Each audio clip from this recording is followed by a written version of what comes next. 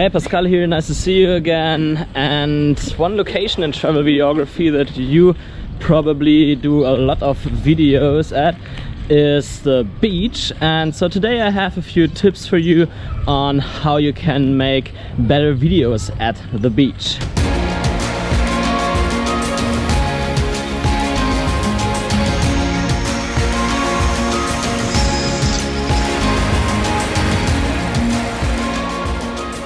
I'm actually on the way to the beach now. Originally planned to go there a bit earlier today, but first we had a bit of clouds. Right now it's perfect, and then I think some of our people were not there anymore. I'm not sure, but yeah, now I'm going to the beach. And yeah, this also leads us to the very first point, and this is the weather, like clouds or sun or whatever.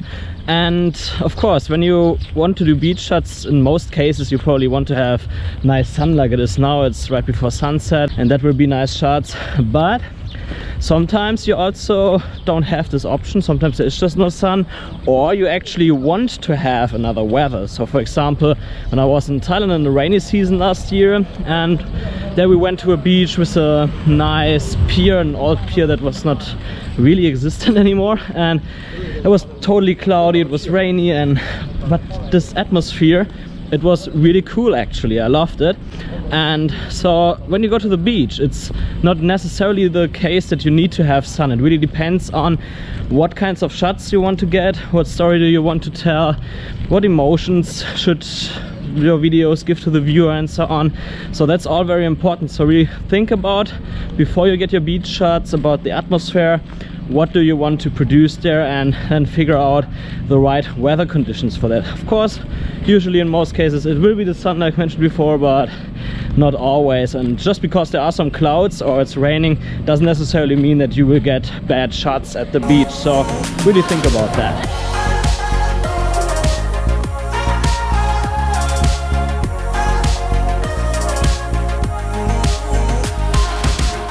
So as you see, that looks like a great sunset. The sky is crystal clear. That will be great. And also, yeah, the sun. The sun is one thing that, of course, it's good at the beach, but it's also one thing that can actually ruin your shots. And that's simply because you have all this water in front of you and it reflects the sun, depending on where the sun is. If the sun is like behind you, like on the opposite side of the beach, then it's usually a little bit better, because then you have nice blue water. But right now, for example, the sun is directly in front of the water, and I think that will cause a lot of reflections in the water. And so what you can do against it is that you simply use a circular polarizing filter. And it's basically, you know, polarizing sunglasses maybe. So when you're in a certain angle to the sun, the perfect angle is a 90-degree angle. And when you turn this filter, then it takes off all the reflections from the water and also a bit from the sky and so on, so you get more contrasty skies. And in that case you have much more blue water, because that's what you want to show at the beach, right? The water should be blue.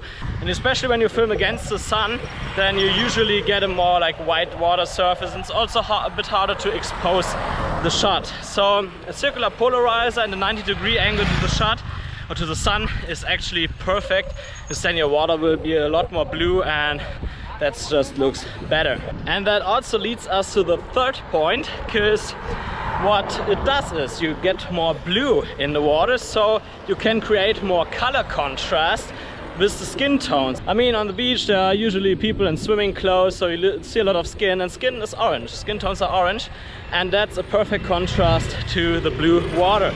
And you should really play around with that contrast. So really, at first use a polarizer to get this blue water, definitely.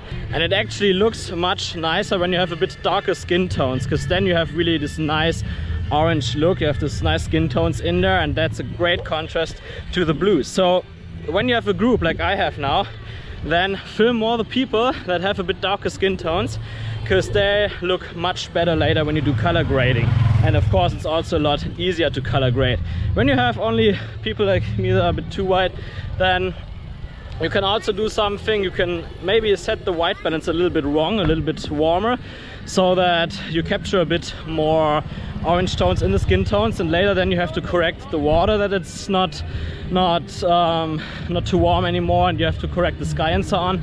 But then you can pull out a little bit more, or you can do a little bit more with the skin tone. So it's a bit more color correction that you need to do then, but that is a little trick that you could use. But the best is really if you directly get a person with perfect skin color, a little bit darker, so that you have perfect contrast there.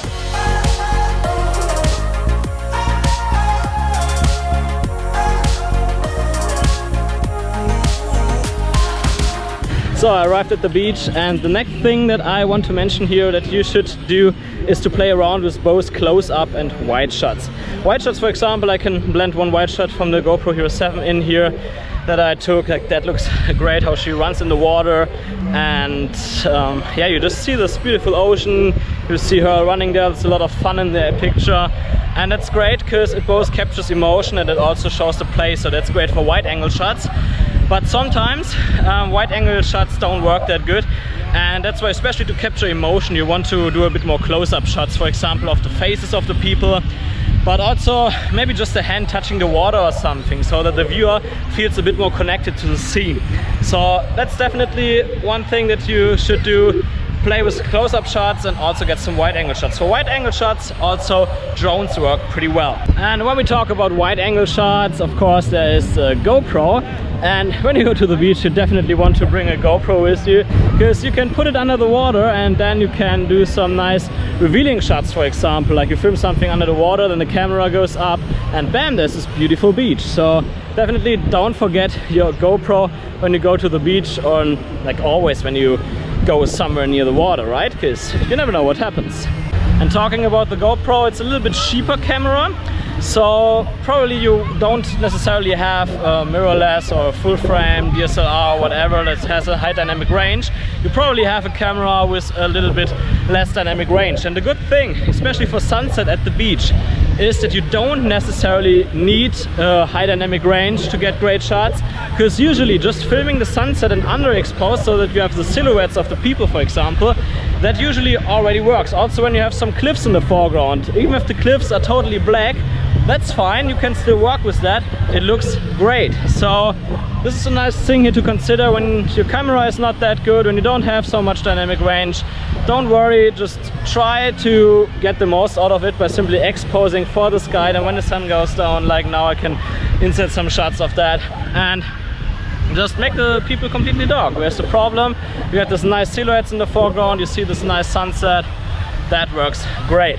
I actually have one little extra tip for you guys that just came into my head while I was shooting here, and that is that at the beach it's actually very important to watch the horizon, because you know when the horizon is a bit off, when your image looks a bit weird, because like on the left side, for example, the horizon is a bit deeper than on the right side, and that doesn't really look equal, it gives a bad impression. And I mean, you can fix it in post by zooming in, but it lowers the quality of the videos. So it's always better to make it right from the beginning when you shoot the video. I mean, of course, it not just matters on the beach, but basically everywhere. But let's say you're in the jungle or somewhere, you're filming some trees, then in a lot of cases you wouldn't really recognize if it's slightly off or so on. But on a beach where you have this like flat line at the end, at the horizon, there you definitely recognize it directly. And there's a handy tool in most cameras and most mirrorless, like the GH5 for example, and that basically displays your horizon and shows if it's right or not. So definitely make sure that this is always turned on and try to get a level horizon, then your shot will automatically look more professional. So that were my best tips here now for getting better beach shots. Of course, all the tips from my other videos also count for that. Like framing, for example, is very important, and putting your clips together in a way that it creates a story and stuff like that. So definitely check out my other tutorials about that, and I will link them in the description below and also show them up here so that it's a bit easier for you to find. And right now I'm producing one video per day, so there's coming a lot of stuff, a lot tutorials so that you can learn. So definitely hit the subscribe and the notification button now, and see you in the next video then.